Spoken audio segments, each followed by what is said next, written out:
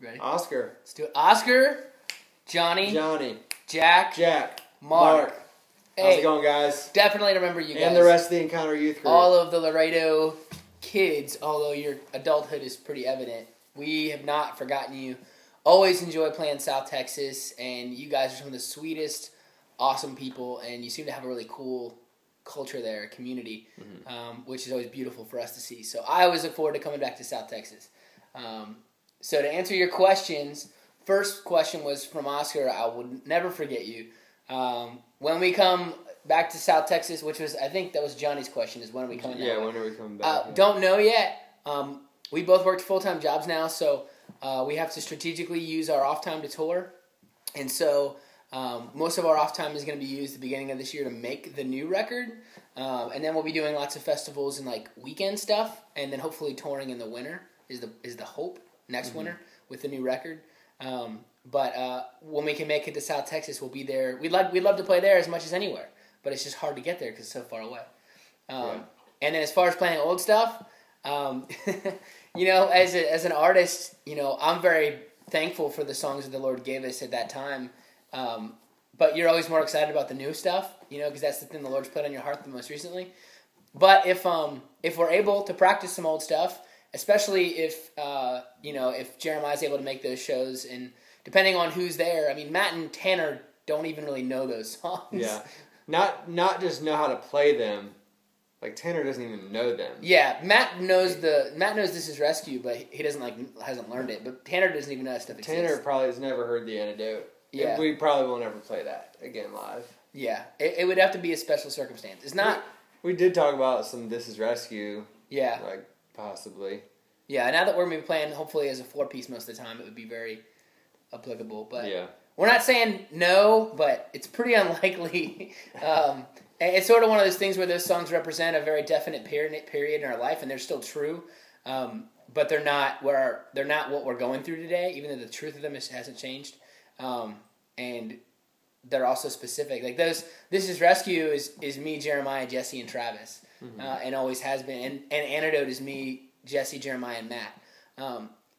Not cousin Matt, but original Matty. So but just pray for it. Then what was the third question? Jack asked about. Well, it's kind of two parts. How do we learn? I guess how to play and kind of the direction we come from there, and then how we got our passion for music. And I guess it would be different for both of us. So I have no clue what music theory is. I don't know anything about it. And so I just played by picking it up, and I guess I started learning by just sitting there with a bass at a computer and listening to like old punk rock songs, which are just 4 chords, and I just learning those. But I think really I just learned bass by joining My Epic. I just had to force myself to play it, and kind of looked at what other people did. But I don't consider myself much of a bassist or a musician. I just have a bass and enjoy playing it, and I think it works out pretty well. And what brought my passion for music? I don't know. Music's just great. I don't know that anything got me into it. I mean, I know I've mentioned like DC Talk before. I think that was the first time where music became not just I listened to whatever was on with my parents, but like I like this. You know, this is really cool. So, Jesus Freak. So I'd say that sort of probably initially got me into it. Yeah, for me and Jeremiah and my brother Jesse, like punk rock is really what we fell in love with.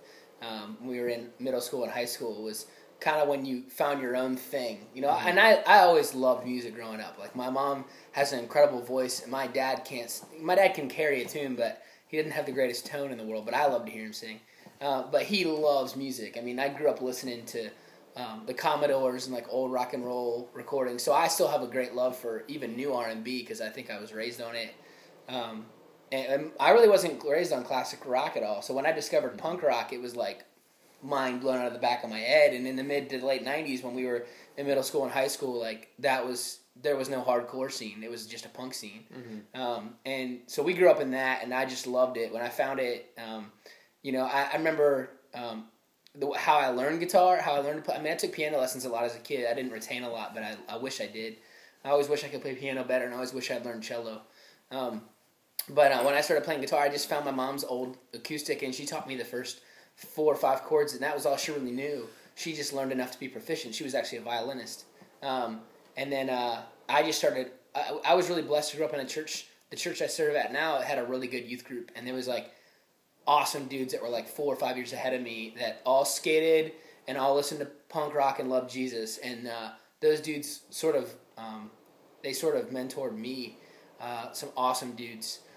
And one of them, his name's Gary, is still a friend of mine, and was actually the first drummer we ever had. Was a lot older than me, and another band I was in. But I would hang out with those dudes, and I would just see them do something I didn't understand, and I'd say, what did you just do on the guitar? And they would teach me, and I'd go home and just keep doing it, and I would just listen to music. And I mean, in high school, I was really, really involved in everything, and I still would come home every night and play for 2 hours, and nobody told me to. I just wanted to, and I was just obsessed. I just remember I just cut grass for 2 summers to buy my first electric guitar. Like, I was just totally into it. And I remember I learned how to play Buddy Holly by Weezer because the video came for free with Windows 95, I think.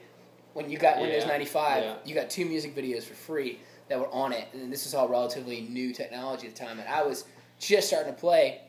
And so I could, if you ever watch Weezer's Buddy Holly, which the Blue Album by Weezer is an awesome record, you can pretty much learn how to play the entire song by watching their fingers, and so that's what I did. I probably watched that video 1,000 times trying to learn how to play everything in the song. But yeah, I mean, I just really never took guitar lessons, and I never took vocal lessons, and I didn't major in music at college because I always wanted to work on it. I didn't need anyone to make me do it. But I don't know a lot of theory. Like, the guitar is... I mean, I know a lot of theory in the back of my mind, but I don't apply it to guitar when I'm playing. I'm always just listening. I'm always just... That's our dog, by the way. I'm always just playing and listening for sounds that I like. It's much more fun for me mysteriously to learn mysteriously, to write mysteriously. And it also reminds me of my reliance on the Lord. Whereas Tanner understands everything that an instrument does at all times. And like, so he thinks totally differently than I do. And Tanner's just can kind of play everything pretty well. Except drums. He's a pretty bad drummer. And then then cousin Matt, he, I don't know if he ever took lessons, but he did marching band in high school. He was in the drum corps, and he's just obsessed. Matt's obsessed. Yeah. Like, he's just always on the drums and always wants to talk to drummers. So he's a drummer. He is a drummer. So, I mean, I remember driving back home on a high school trip with my youth group when I was just getting into music, and I remember a buddy of mine introduced me to punk rock and then ska, like, on the same trip, and, like, let me listen to a 5 Iron Frenzy record, and that blew my mind. I remember I remember then in high school, all my friends, we were all into it, and the internet wasn't as big of a thing yet. Like, you didn't. I mean, it worked, but we didn't use it much. And I remember we'd come in, dude, I found a new band, and everybody would listen to it. I can still remember my buddy Matt coming to youth group one night, and he's like, dude, my buddy at work, I was showing him MXPX, and he gave me this tape, and it was a band called Saves the Day, who is still one of our favorite bands to this day. You stole it, man. I was totally going to... Because, like, seriously, that was it for me. Like, I had heard MXPX, and I loved it. I thought it was great, and heard some of these, punk rock bands, and then when I got through being cool, like, found it in a thrift store, and my girlfriend at the time was like, yeah, I've heard that's a good record, and I was like, okay, I'll get it. And I put that thing on, like, my CD player, and it didn't shut off for, like, weeks. Till you broke it. Oh, I can probably remember 20 stories about records like that over the years where somebody passed you something or you just found it. I mean, now everything's so easy, Yeah. Someone mentions a band, you just search it, but it was much more like I found something precious, and I had like, I remember kind of discovering Further Seems Forever, and I didn't stop listening. Their first record, The Moon Is Down, blew my mind for like 2 years straight. So, and then the last question was about Sound of Fury. Sound of Fury. Which was Mark, I believe. Yes. And that's I've actually told that story a couple times, and I tell it a lot live because I know it's confusing. Actually, the whole first half of that song is literally exactly what happened. I was sitting in our house in Charlotte, and at the time we had moved into a bigger house, in our communal house, and Jeremiah and his wife were living in kind of an apartment inside the house. And I was sitting down working on the lyrics for Yet, and praying that God would give me some, and I was way behind as always. And I started hearing a commotion, and we sort of lived in the ghetto, and hey, get back! You're gonna mess the video up. Yeah. Our dog's trying to. I'm not pushing a human away. He's just a dog. Sit. Good boy. I heard this loud noise, and I just ignored it because in our neighborhood that wasn't that weird. And then I heard it again, and I heard a car speed off, and I looked out, and this one brother that I knew, there's these two twin brothers in our neighborhood, and the one was, it looked like he was throwing the one down. And so I just went running out the street. I thought he got hit by a car or something. I didn't know what happened. And I just yelled, Jeremiah, something's not right. We were both running down the street, and we got there, and they're identical twin brothers, and one of them was having the most intense seizure I've ever seen. And he was just, like, his eyes were completely rolled back in his head, and he was completely clamped down on his tongue and just bleeding. And me and Jeremiah tried to pry his mouth open and couldn't get it open. And so I ended up pulling the other brother off of him, and Jeremiah was just kind of holding him, and it was a terrifying experience because it was nothing we could. I remember thinking I yelled back to Maggie to call 911, and I remember thinking that we needed to find adults. And then realizing that lay down. Our dog's being really bad right now. Remember realizing that we were the adults, and we had to handle it. And we held him until 911 came. Right about the time the ambulance came, he sort of loosened up, and we got him on his side, and his face, he let go of his tongue. And he was a kid who was making a lot of bad decisions at the time. And I just remember very clearly asking the one brother what happened, and he said, well, we were walking across the street, and then it was just like he saw something, and he freaked out. And it just was a very spiritual thing, because I remember seeing this kid who thought he was so in control of his world, and he was just going to be a gangster and do things his way, and making a lot of bad choices. But then, just in a heartbeat, like, lost control of himself. Like, and it made it very real to me that, like, there's only two choices. There's serve the Lord or serve the enemy. But everybody thinks they're serving themselves, that that's not an option. There's no option to build your own kingdom, but people think there is, and the enemy loves to fool them into thinking that.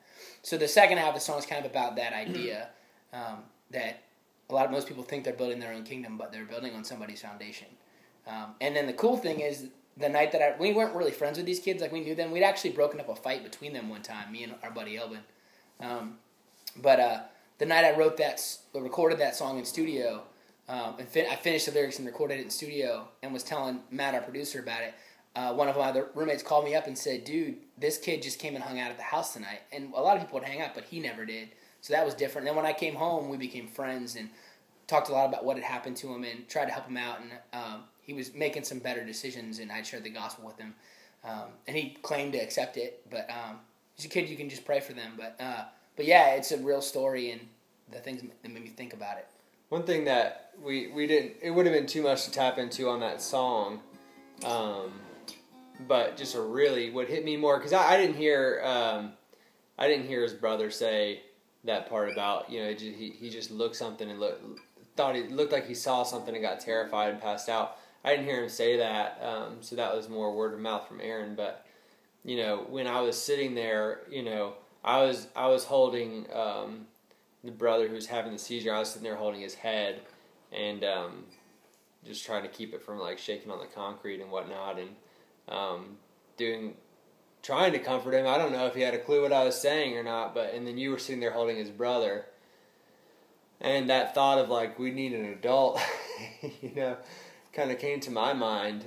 But you just look up, and I don't think we were the oldest people there, but we were the most adult people there, and just looking at their faces, like, kind of just terrified. And I remember you saying, like, that thought came to mind, like they're just sheep without a shepherd. Yeah. And like, that just, it hit me, because, like, I have a visual for that, and we couldn't have touched it in that song, but that was such an image that I have, Everyone in our neighborhood who thought they were so tough, in that moment they weren't anything. They were terrified, and we were left to handle the situation, and it was a very real moment for sheep without the shepherd. And I remember when he told me, like, it was like he saw something and he freaked out. I just really, and I'm not usually like this way, but I thought that he saw something, and what he saw was probably what was controlling him, like, that he never realized it before.